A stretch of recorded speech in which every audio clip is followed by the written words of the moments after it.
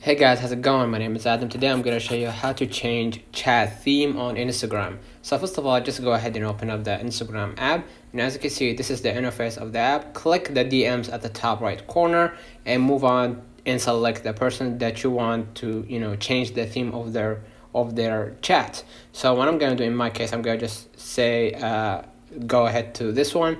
Now what I'm going to do, I'm going to just click on their name or username at the top left right here.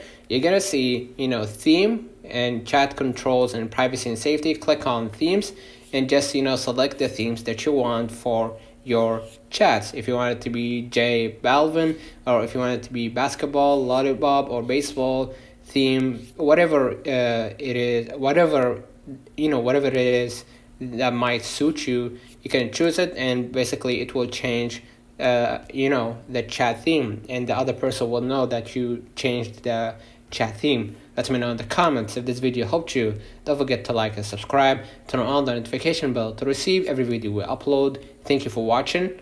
See you in the next one.